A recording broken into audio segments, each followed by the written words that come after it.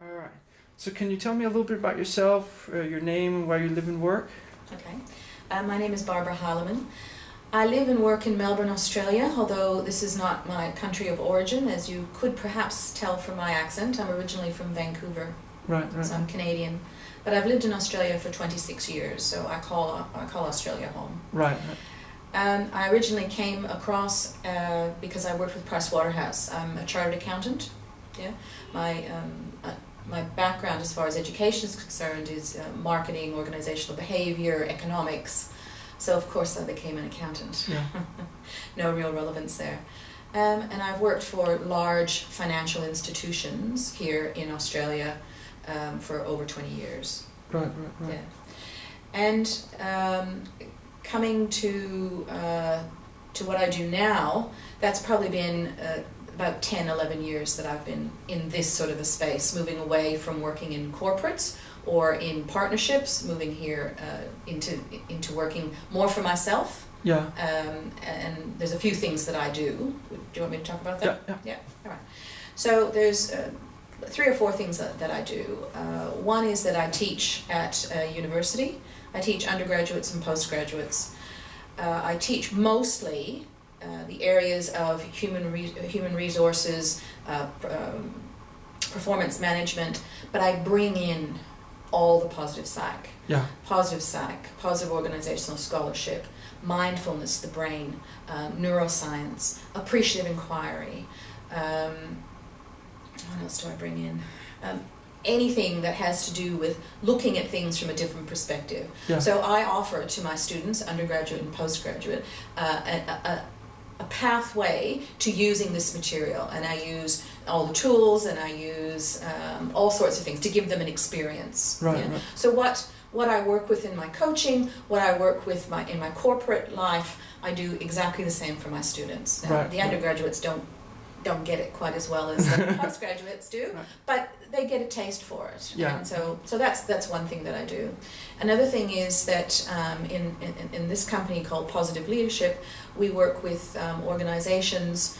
The focus is to increase the number of executives, female executives, in the organization. So to try and increase the critical mass of women. Yeah. That's our goal, and that is my academic research 16 years ago now, so a long time ago.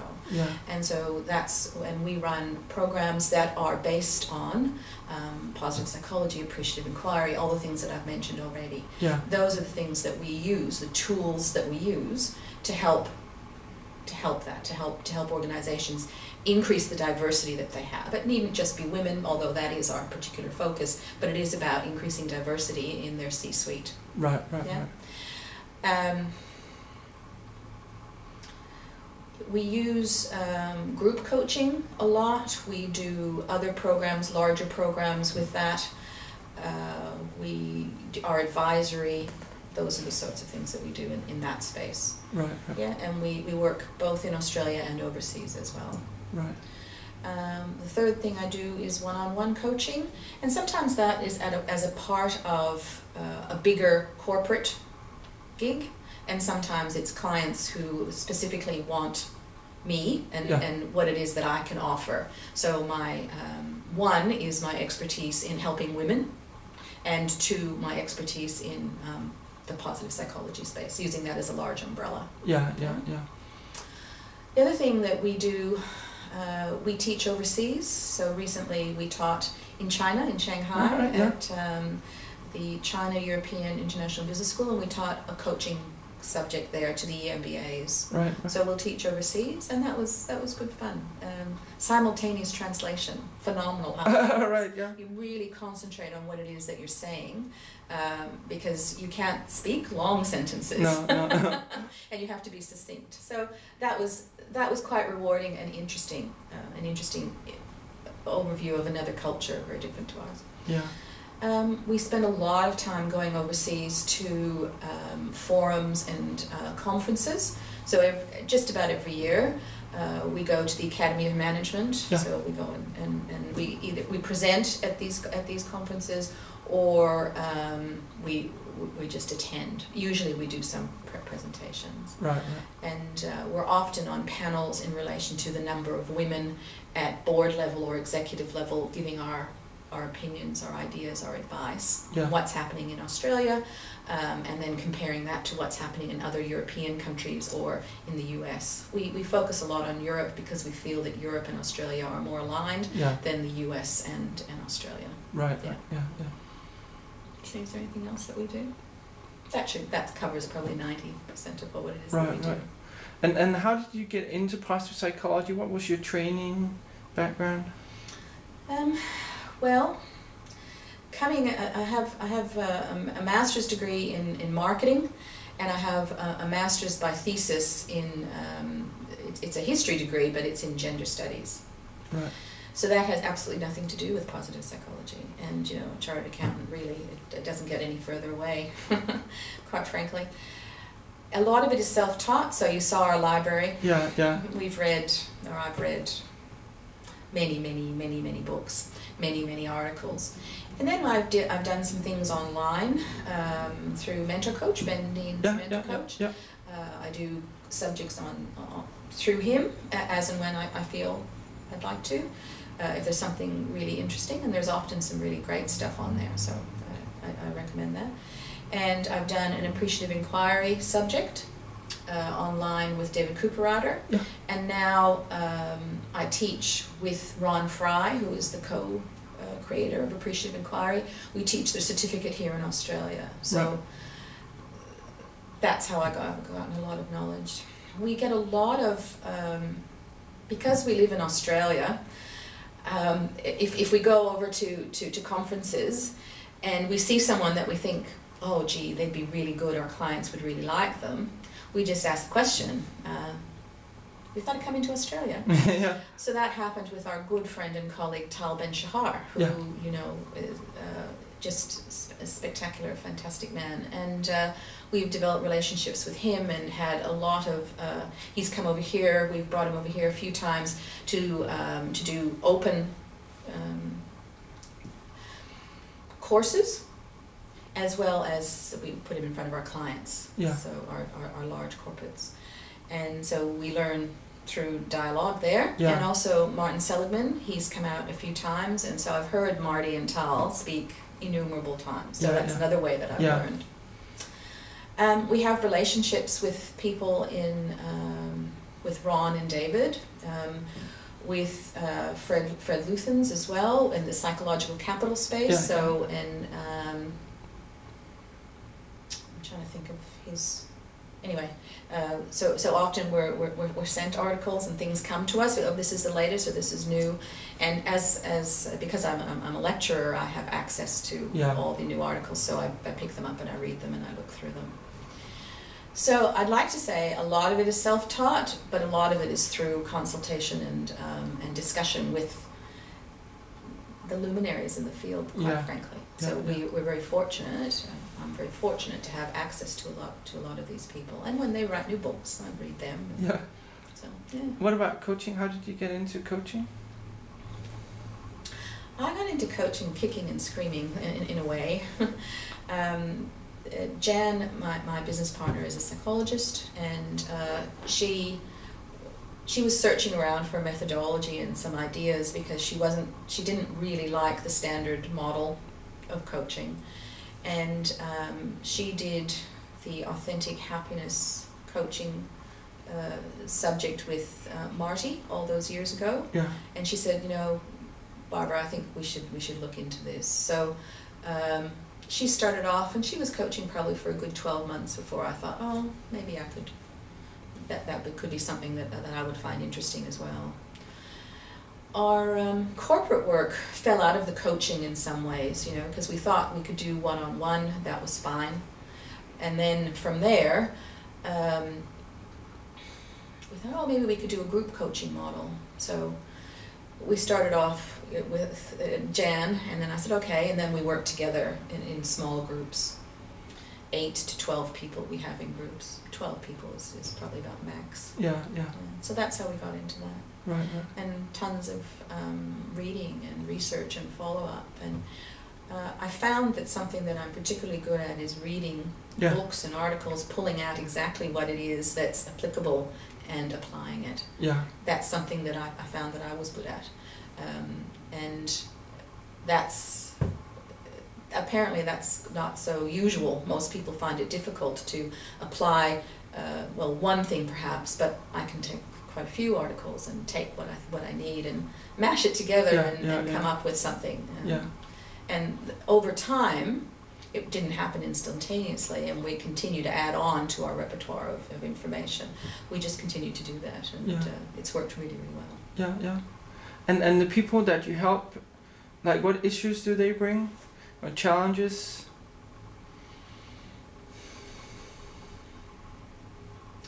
Well, for many of my clients are female, so they bring a lot of issues around being marginalized, being looked over for promotion, not just feeling that they're not accepted in their organizations. We have a lot of people coming through the door that say, that's it, I've got to leave my job, I can't stand it anymore. They feel the push, you know, they're just feeling pushed out. Right. So that's often the case. Just general dissatisfaction with what it is that they do. So that's one. Some people come to us because they're looking to move on, you know, in a certain period. They're at senior level, they want to move to executive and then on to boards. So how would they do that? Right. So a career plan, career structure. Yeah. That's often the case. Usually there's a burning platform, though, that there is something that people want to change or want to fix, or I have also had coaching clients because they've been in our group coaching process, and then they come to me and they say, okay, I want more information about the specifics around these topics because I want to bring them to my own staff. Right. So to follow on from that. Yeah. So I have that as well. Right. Sometimes the clients come to me because their boss or someone in HR is saying, look, this person is struggling, they need some help and support. So that's how they present. And what does a coaching engagement look like? What happens before you meet them, when you meet them? It starts off usually with a telephone call, you know, a half-hour conversation about what is it that you're looking for. Have you looked at other coaches? I can tell you this is what I can offer, and if this is something that appeals to you, that would be fantastic. Come in and see me and see if we get along, you know. So we start off with a telephone call, and then they'll come in and we have a chat, and I'll say, this is how I would think it would be structured. So generally speaking, I say that the coaching sessions last for an hour and a half to 2 hours each, and that sometimes 6 to 8 sessions is enough, and for some people 4 is sufficient. But we'll figure that out as we go along. The first couple of coaching sessions are closer together, and then we can spread out depending on the need and support of the individual. But that we do that, you know, sort of by ear. For me, most clients, I don't have clients that stay on for 20, 30 sessions. Usually we've got it covered within the 6 to 8. Yeah. And sometimes that's all the funding they have. So even if they haven't got it covered by then, that's as much as they're going to be getting. Right. And as I say, sometimes they're client set, and sometimes they come to me as private clients. So. Yeah. And so you have the telephone conversation, and then you have the chat. Then we have a chat, which can take half an hour to an hour and a half, and then we start our sessions. The same day, or you plan a day and then? No, then we set a time and we go from there. Right. And I usually set some homework. Yeah. What could that be? That could be reading of an article. It could be doing the Via Signature Strengths online. It could be, I mean, the conversation always opens about how will you know if this coaching is successful? What is it that you ultimately want to achieve at the end of this? Where is it that you want to go? So some reflection on that. Yeah, sometimes I hand out some books. You saw some books, or I'd suggest that they might look online and purchase a book and have a read of some chapters or whatever. Yeah, yeah. Mm-hmm. And then what happens in the first session? Well, in the first session, we sort of set down specifically what they're wanting to achieve. So we explore what it is, and that's probably one of the very few sessions where they're given license to just talk about all the negative things that are going on and the problems that they face. Yeah. Because otherwise that just becomes so overwhelming. The idea, the focus in the coaching is often about, okay, you're telling me all this negative stuff, and I understand that you're feeling upset or angry or anxious, but we need to turn that around. We need to start thinking differently. So sometimes it's a okay, we're going to stop that, and sometimes it's just a questioning. So to turn things around, more positive. The use of appreciative questions, the use of other sort of tools that I have that to change it. Right, right. And then what happens between the first and the second session? First and the second session. Well, they get homework again, and we review. Either the first or the second session, we talk about the strengths, and I might suggest to them that they go and they try and use their strengths, one or two of them, yeah, and come back and report how that worked, and also some other bits and pieces. I don't know if you want me to get into the specifics about that now. Yeah. Okay. So we also have a worksheet that we use, which we discuss, which it looks at the strengths in total of their life. And so they've done their strengths, and we talk about how do you use your strengths on a daily basis, and where do you use them? Because we know from research that if people are not using their top 5 strengths, that they're going to be in trouble emotionally. You know, there is some indication that that might lead to depression and well, certainly they're not working to their optimum. So the matrix is how it goes across all the various areas of their life. So their work, their family, their personal life, their financial, so just across all the domains of their life. And the first question is, how much effort and energy do you put into each of those areas? And that's from 1 to 10, or 0 to 10, where 0 is none and 10 is tons, you know, lots and lots and lots. And then how satisfied are you with that domain of your life? Yeah. So then we see if effort and energy is high, how does that compare to their satisfaction? Yeah. Is it a direct correlation, or is it negative correlation? And how does that fit? Yeah. And then we say, okay, now list down all your top 5 strengths, and where are you using them in each of these domains of your life? So there will be some people who use all of them in their work, and then generally speaking the satisfaction score is high, especially if they're just new to their role. Sometimes their satisfaction score is low because they're starting to get bored. Yeah. But generally speaking, and they don't use their strengths in other areas, and sometimes they're not using their strengths at work. And that's a big trigger for us. Yeah. And you need to use your strengths somewhere across your day. Yeah. Yeah. So that sort of pulls that bit of information out. Now, it also shows that you cannot be even across everything, and it depends on the stage of your life. And because we often deal with women who are young, small families, big jobs, there's some things that just get put by the wayside. Yeah. And we just say, you know, that's okay. Your focus now, when your children are small and you've got a big job, has to be your family and your work. And things like friendships and study and recreation, all those other things, learning, that might need to take a sideline for a time being. The focus is not on trying to improve where the scores are low. The focus is appreciative. It's about, okay, tell me where you're using your strengths a lot. And let's say that we really ramp that up and we use them even more.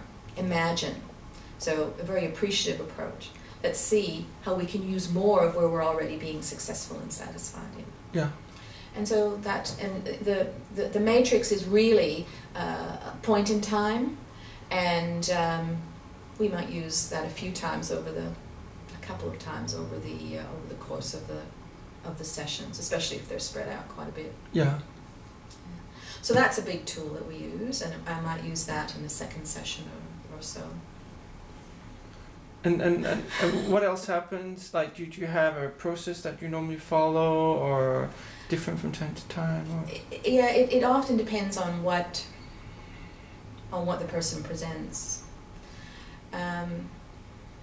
We use a lot of mindfulness. So if people have a lot of gunk in their head, you know, they're really they're anxious and they're thinking very negatively. So we might do some mindfulness. So working on the calming of their mind, so they don't react. Yeah. They respond to situations. Yeah.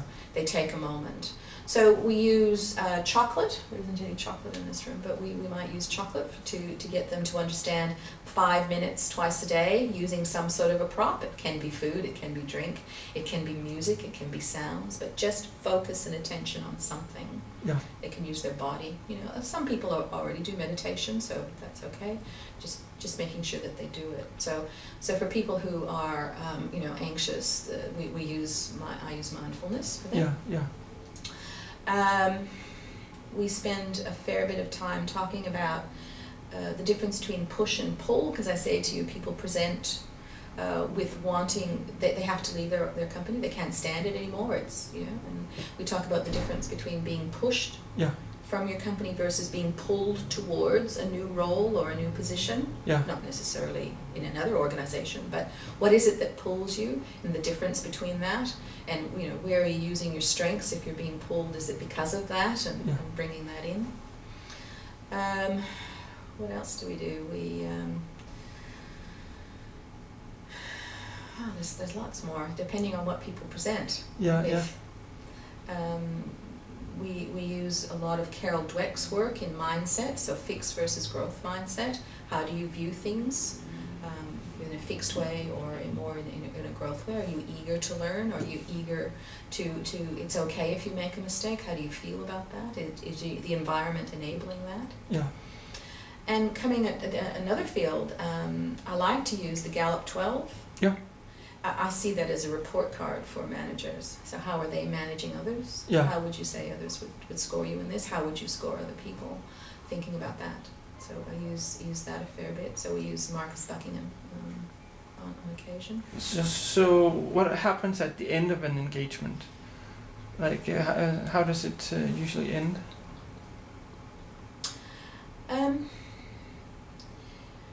Okay. These tools and things that I've spoken of, they go towards women being able to articulate, or men as well, what it is that they want to do next. Yeah, their story, something about them. So with women, the research would say that a lot of the times they don't make it to the next level because they don't ask for it, or they don't feel confident, or whatever. And the strengths is a fantastic tool for increasing confidence. Yeah. As is mindfulness, as is, you know, all the other tools that I described.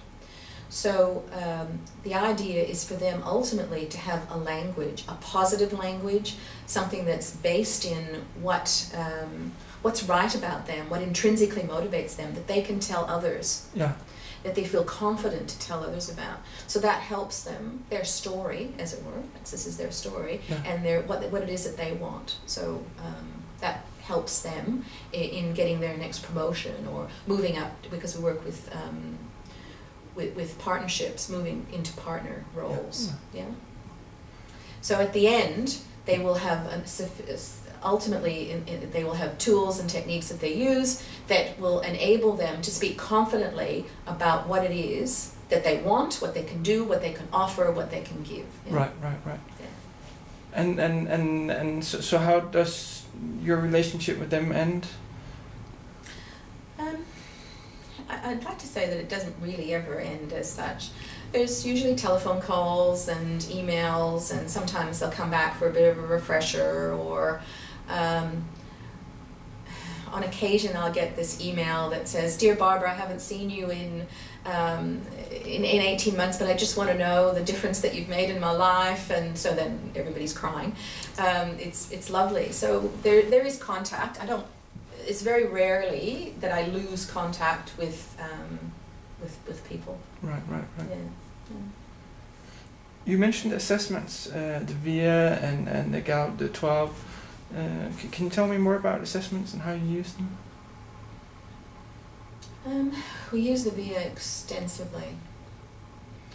What other assessments do we do? The Global Competency Index we're just starting to use.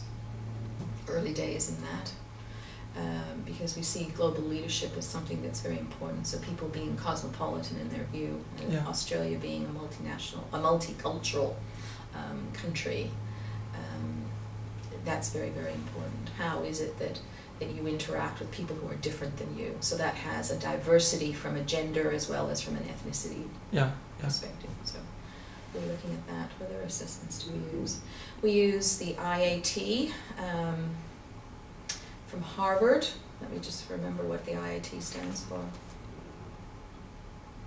Implicit Associations Test, and that measures people's bias. Right.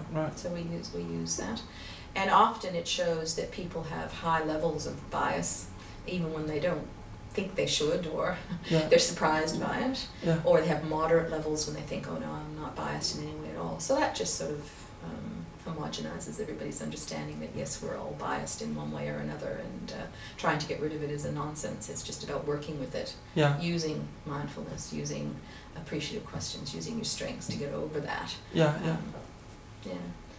What other tools do we use? We have some overthinking worksheets that we might use, so people that are catastrophizing or being very black and white, or, so we use those sorts of tools as well. So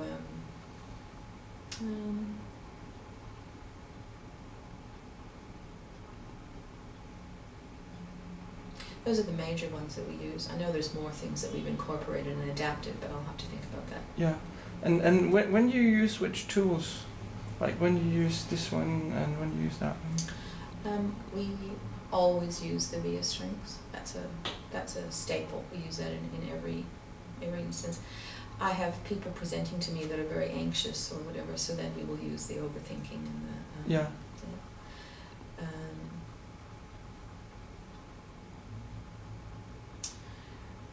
the Gallup 12 we use. I use more in group coaching. Or sometimes if we're doing leadership development, we definitely use it then. Definitely use that. I use it always in my classes because I think it's just a fantastic tool.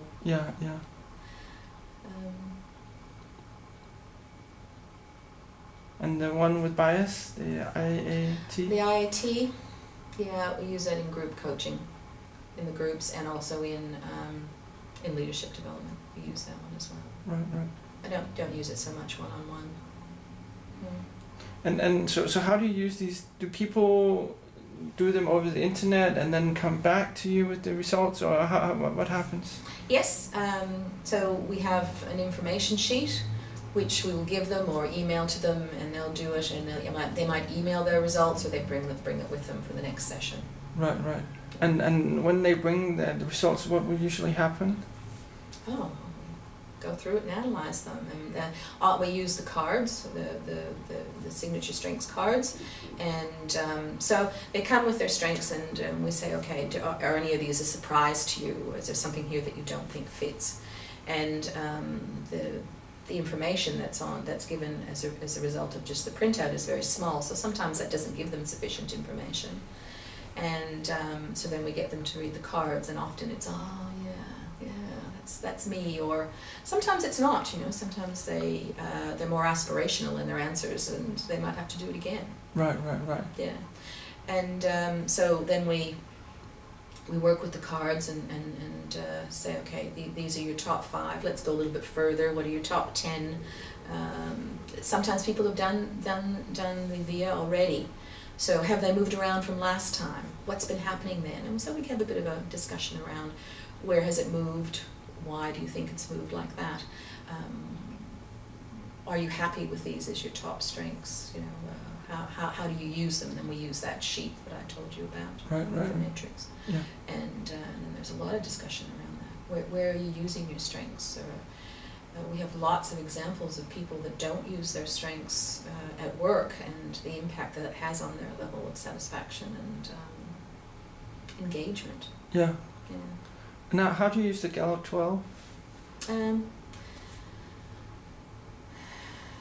I think I like it best as a report card for managers, for them to have a look and see, am I actually doing this? So their employees would fill it out, or?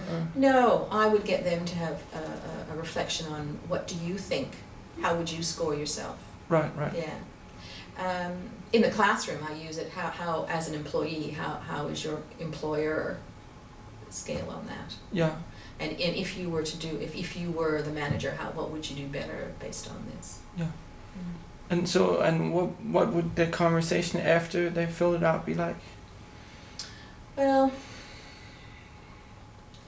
again, I would use much more of a strengths approach. So, what strengths could you use to make sure that you actually increase the scores to as close to 5 as you can on the various on the 12 areas? Yeah.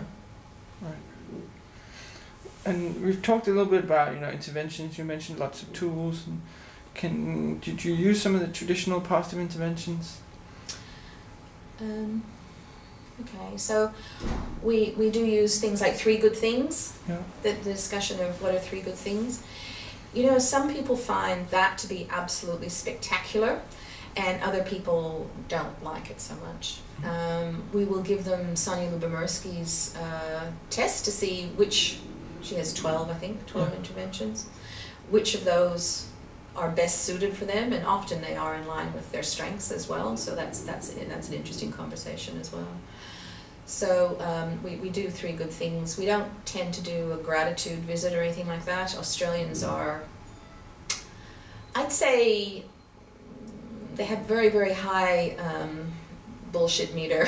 Right. So they would find that to be not in line with the culture. Right. Yeah. So, the gratitude visit is not one that we do. What are the more traditional ones? I'm trying to think what Sonia's are. There's the savoring, we use that a bit in our mindfulness approach. We often bring in people who are specialists as well, if we're doing group coaching. So people who are specialists in mindfulness, right, to give presentations. And there's a gentleman called Craig Hassett from Monash University. He runs a program with the medical students there, and he travels all over the world and has written many books about this. So we will have him stand in front of our executives as well to talk about the physiological impacts of increasing your mindfulness and the importance of that. And when you use which tool or which intervention, like what would be the triggers, and then now I should use this tool, or now I should use that tool?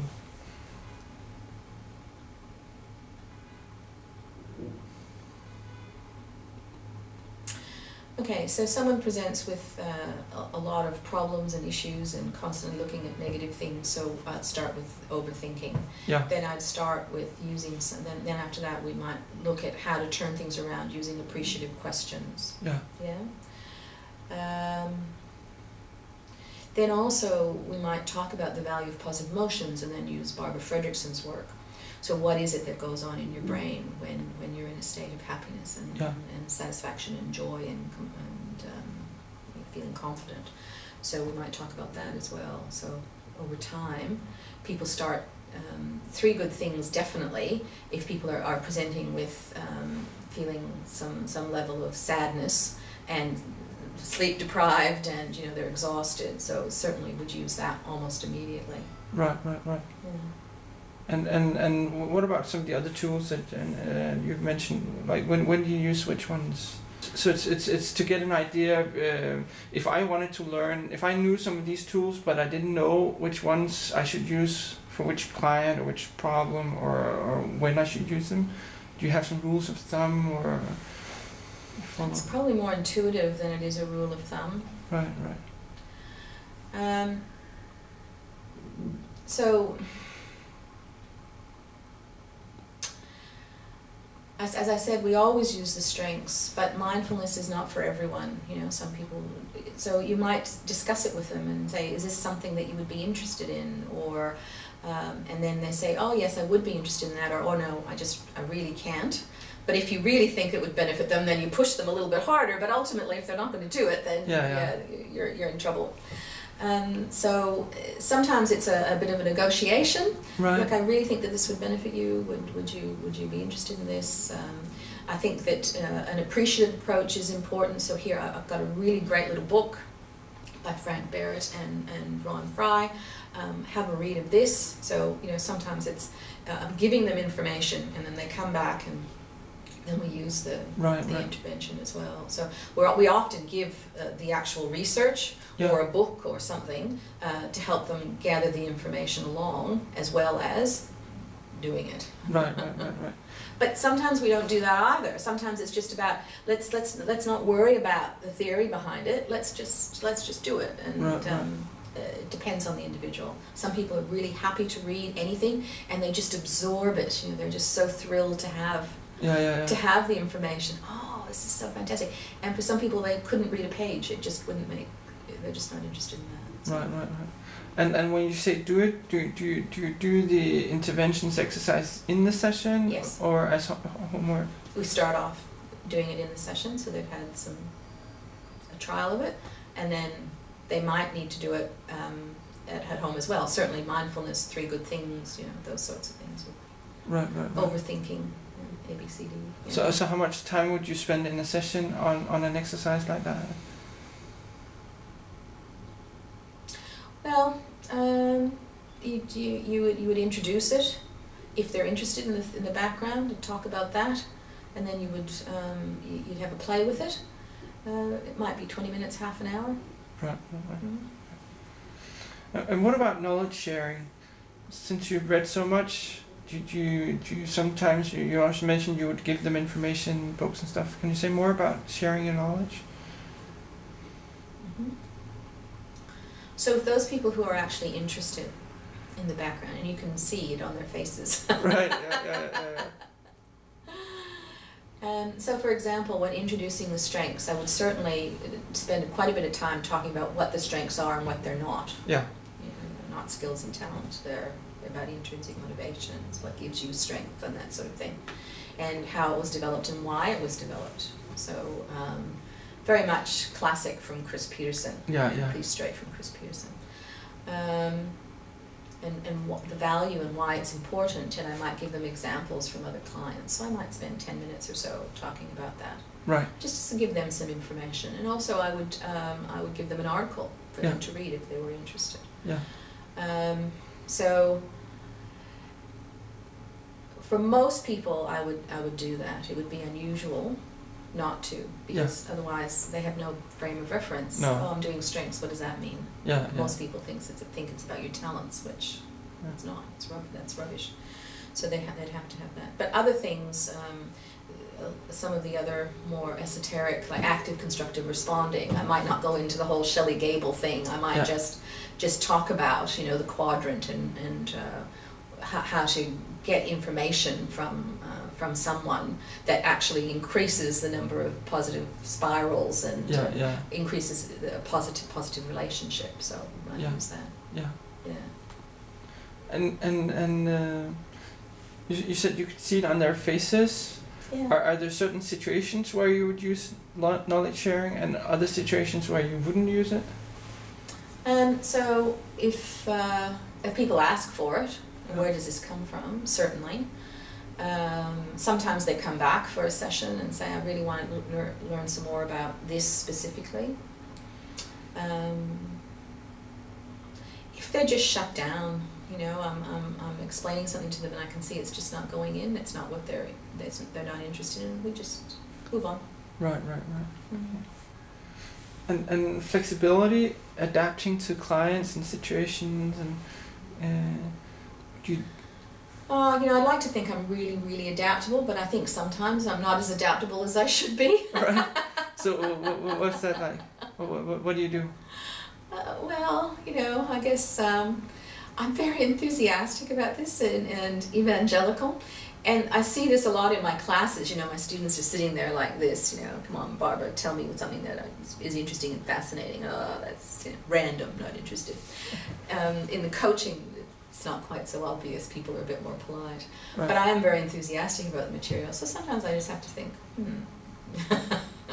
let's just curb it down a little bit and let's do the practical and not discuss the theory in quite such detail. Right. And so do you sometimes change the language or the interventions or the assessments to kind of fit the person, or do you stay with? Yeah, no. It has to change. Because I have had clients who've said to me, I don't experience highs like that. I say 3 good things. Some things are fine and other things are disastrous. They just don't have the vocabulary or the feelings in their head. So we work with, well, what wasn't so bad? Yeah. And until they pull themselves out of it, some people are beyond being able to come up with 3 good things. But for the most part, you just work with what they're capable of offering. Right. In helping themselves. And so how do you know how to adapt? Like if you have an intervention and it doesn't fit, or the language doesn't fit, and like how do you know, then I'll adapt it this way?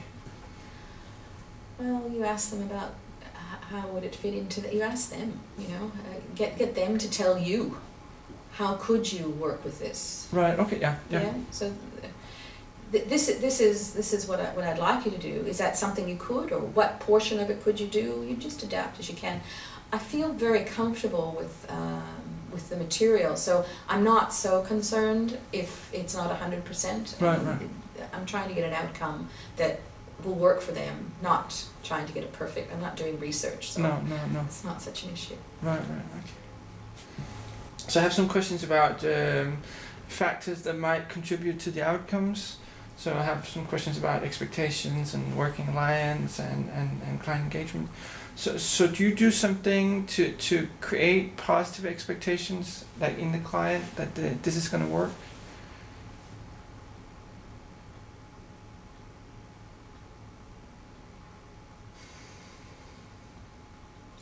Well, I guess I talk about success I've had in groups or one-on-one or my past work.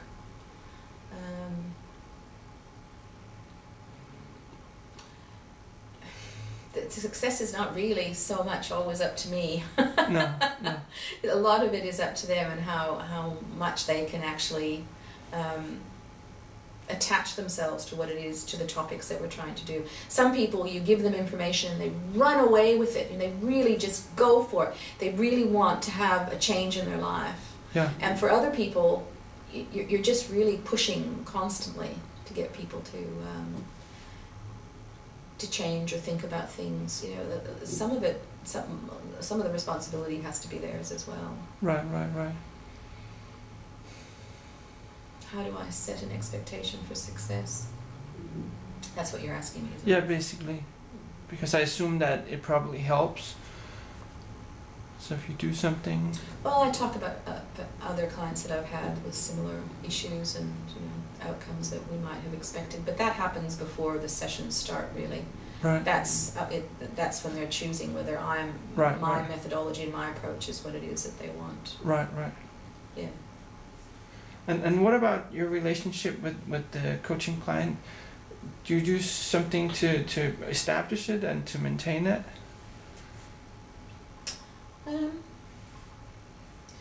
Well, I think a lot of it comes down to very good listening skills and looking people in the eye and being genuinely concerned, being empathetic. I am naturally an empathetic and enthusiastic person, so that comes across. Yeah. Yeah, and also very keen and interested. So it's leaning forward. I do all that stuff naturally, so they pick up on that. Right. I don't have a problem with developing a relationship. I'm just trying to think what I do. I think it's more natural than it is prescribed or thought out. Yeah. Yeah. And for people who, let's say, people who want to learn how to do it, if it's not natural for them, what should they do? Like, well, so if it was thought out, if you were able to put words to what you do, what would that be? A lot of the success of positive psychology and the whole movement is people actually doing what they want others to do. So, you know, Gandhi, be the change you want to see. Be the change you want to see. It's like that. You really just have to do the tests and the things yourself and really immerse yourself in it, because unless you've actually experienced it yourself, you can't tell anyone else about it. Mm-mm. You know, for example, every night I do 3 good things. I do a lot of active constructive responding with my family. I look at my strengths all the time. You know, these are just natural things that I do, and so therefore I feel certain capacity to ask other people to do it as well. Yeah, yeah. What about the client engagement? Do you do something to help the client stay engaged in the process between the sessions and after your engagement? Okay, so there's usually some form of homework in between times. Sometimes I might email them in between, say, how are you going? You know, what's happened? Sometimes they're preparing for a big meeting or a session that they have at work, so you know, a bit of a debrief after that happens. It could be verbal. I prefer to do it on the phone, but sometimes it's by email, just because everyone's very, very frantic and busy. Yeah. So there's a connection between sessions, and after the sessions are over, there might be some contact for a while. But you know, a coach is there to help a person through a certain point of time. Generally speaking, some people outgrow that, and they just move on, and they've taken on board everything that you have to offer, and then it's time for them to fly. Right.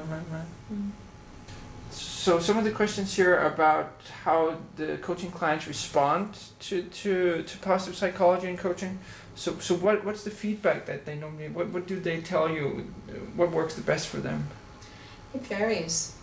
Some people really like we do a guided visualization, and we find that at the end, and we use a lot of Bill George's work from Harvard,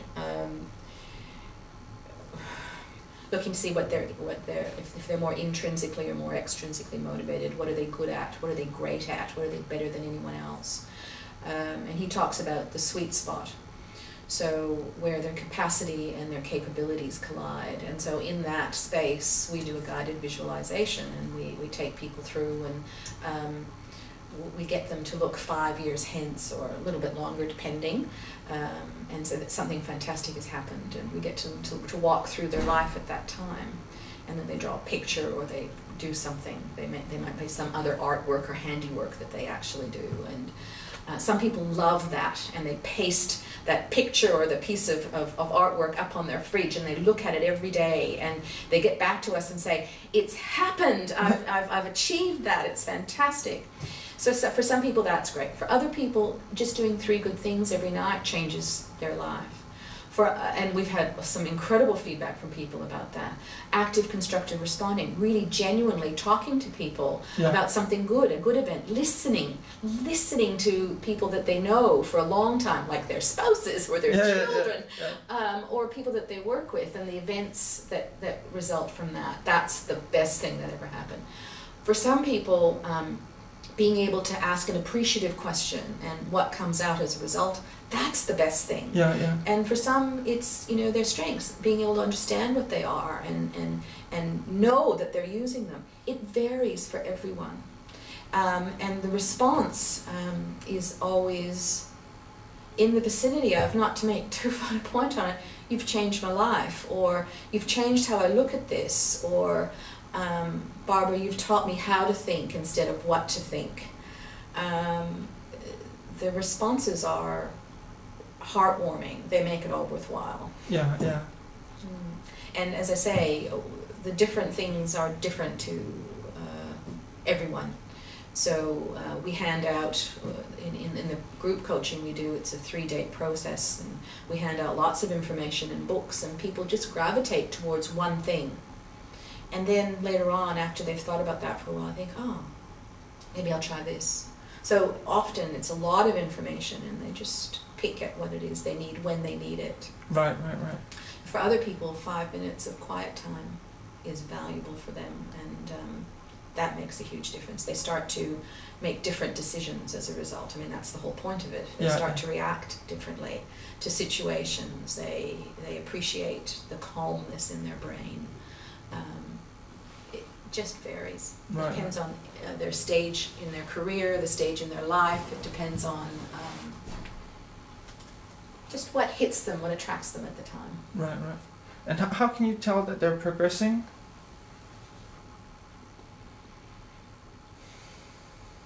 Well, I guess, from one session to another, people come back and talk about, this is what I did and this is what happened. So I can tell that they're progressing because they're reacting or acting differently. They're trying something different. It doesn't always work the first time. Mm-hmm. That's okay, Yeah. But just the fact that they're thinking about it and they're telling me what has changed as a result, so I'm assuming they're progressing. Like that's the way I can. The real way I can tell if they're progressing is if they say, well, I got that promotion. Yeah. They've achieved their goal. And that happens a lot. We coach a lot of women at sort of pre-partnership level or pre-executive level, and it is to get that next promotion that they come to see us about. Right. And what do you think caused the changes that you're seeing? What could be some of the effective factors or mechanisms? What caused it? Yeah. Well, they stopped doing a gap analysis. They stopped looking at all the problems and all the things and all the barriers that are holding them back, and they actually thought, oh, hang on a minute, I actually can do something. I have been successful in the past. I need to use more of that or look at things differently. They just move away from a problem-solution focus into looking at things as a possibility. That's what caused the change? Absolutely. Other things? They have new tools, new ideas, new ways of thinking, open them up to new theories. People see them differently. So we get feedback about their bosses saying, what have you done? they're so different, when in fact they're not really that different. They're just looking at things differently. The problems that they haven't shifted. They're just not focusing on them. They're focusing on something else. Yeah. And when they get new tools or new ideas, or why does that make a difference? Like, how does that, from the tools and ideas to outcome, what happens? Well, they've had some success. They notice that things change around them. They stop. We say insanity is doing the same thing again and again and expecting a different outcome. Well, they've stopped doing the same thing again and again. They've tried something else and it's worked. Right. So they've had success. Right. They've applied the tools. They see them to work, and they do it again. Right. They do more of it. They change it. They look at things differently. I think one of an aha moment for many of them is when they realize that their brain and their mind are very different, and they can control their mind and think of things in a different way. That events are neutral. It's the importance or the values that you place on them that actually make a difference. Those sorts of reflections have an impact. So having time sitting in a coaching room to reflect on themselves for many people is a huge luxury, but also hugely important. So just having that time to do it is phenomenal. So that actually has an impact. Stepping away from their everyday politics and work and home and family and all the other pressures, the space to think. You know, sometimes people would have come up with some of this stuff on their own, but they just didn't have the time or the space, the headspace to actually do it. Right, right. The coaching session allows them to do that. Yeah, yeah, yeah. What about your own development? How do you develop as a professional? Well, I read constantly, so that's one. I go to different conferences. I present at conferences.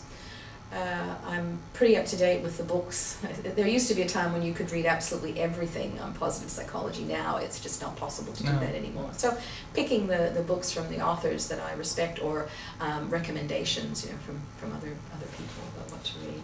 I listen to a lot of lectures online, so through Mentor Coach, or through IPA has a few, or the Canadian Institute of Chartered Accountants did a believe it or not, did a webinar on engagement, and I thought, okay. So, you know, it's out there. What else? Oh, my students give me direct feedback about what's relevant and what's not, and I've got to make sure that I'm up to date. So I have to make sure that all the information I give is the latest of the research, and is it valuable. So I'm constantly working on that, I use a lot of clips from TED or from YouTube to try and bring the luminaries to the classroom, so they see them speak, and it has to be the latest of the information. So I have some questions about factors that might contribute to the outcomes. So I have some questions about expectations and working alliance and client engagement. So do you do something to create positive expectations, like in the client, that this is going to work?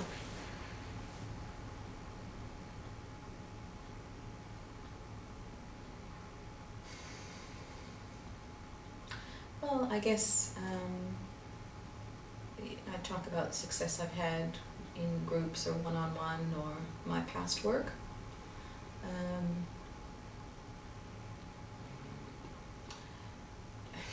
The success is not really so much always up to me. No.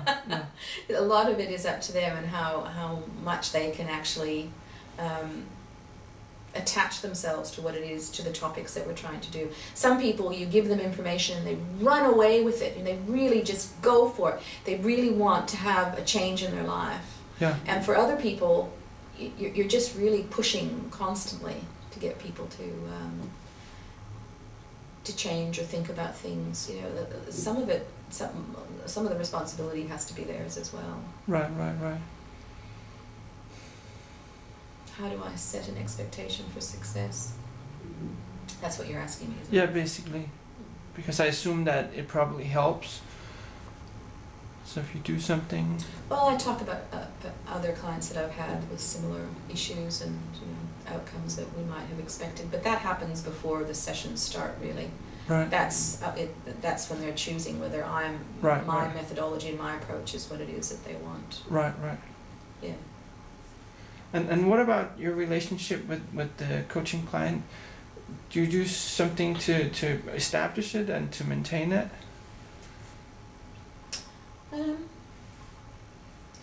Well, I think a lot of it comes down to very good listening skills and looking people in the eye and being genuinely concerned, being empathetic. I am naturally an empathetic and enthusiastic person, so that comes across. Yeah. Yeah, and also very keen and interested. So it's leaning forward. I do all that stuff naturally, so they pick up on that. Right. I don't have a problem with developing a relationship. I'm just trying to think what I do. I think it's more natural than it is prescribed or thought out. Yeah. And for people who, let's say, people who want to learn how to do it, if it's not natural for them, what should they do? Like, well, so if it was thought out, if you were able to put words to what you do, what would that be? A lot of the success of positive psychology and the whole movement is people actually doing what they want others to do. So, you know, Gandhi, be the change you want to see. Be the change you want to see. It's like that. You really just have to do do the tests and the things yourself and really immerse yourself in it, because unless you've actually experienced it yourself, you can't tell anyone else about it. Mm-mm. You know, for example, every night I do 3 good things. I do a lot of active constructive responding with my family. I look at my strengths all the time, you know. These are just natural things that I do, and so therefore I feel certain capacity to ask other people to do it as well. Yeah, yeah. What about the client engagement? Do you do something to help the client stay engaged in the process between the sessions and after your engagement? Okay, so there's usually some form of homework in between times. Sometimes I might email them in between, say, how are you going? You know, what's happened? Sometimes they're preparing for a big meeting or a session that they have at work, so you know, a bit of a debrief after that happens. It could be verbal. I prefer to do it on the phone, but sometimes it's by email, just because everyone's very, very frantic and busy. Yeah. So there's a connection between sessions, and after the sessions are over, there might be some contact for a while. But you know, a coach is there to help a person through a certain point of time. Generally speaking, some people outgrow that, and they just move on, and they've taken on board everything that you have to offer, and then it's time for them to fly. Right. Mm. And so based on your experience and your education and what would be your advice to other people who are interested in combining coaching and positive psychology? Well, for one thing, is they really need to do a lot of reading, first and foremost, and get online and look to see all the information that's there. There's so much information now compared to 10 years ago. You know, there's just lots of information that's available. Don't get stuck on one piece. Often I see this a lot, coaches saying, well, this is the tool I'm going to use, and that's all they use. Well, there's lots of tools, and you're going to have to be able to integrate them and be flexible and know when to use what. But reading is the key. And you know, there's some good courses that they might like to do. I don't know that you really need a coaching qualification, but a lot of people feel that they'd like that, and so they feel more comfortable. So I think that's a good thing to think about as well. Yeah. There's some good online ones, and there's some other ones that are being offered at various universities. Other advice? Yeah, you need to have experience. You need to have been in those organizations, or had worked at that level, or be able to appreciate where people are coming from. So a few gray hairs is not such a bad thing. Right. Yeah.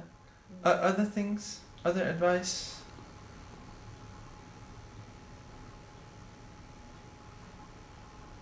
To using positive psychology. Well, I guess the other thing I would say is you've got to experience it yourself. So if there are tools, you use them and see how they feel for you. Make sure you've had a go at using them yourself. Right. Any last ideas, comments, things we haven't talked about? I'm sure I will the minute you leave the room. But I'm exhausted, so I'm trying to think. I'm trying to think of what else I could say.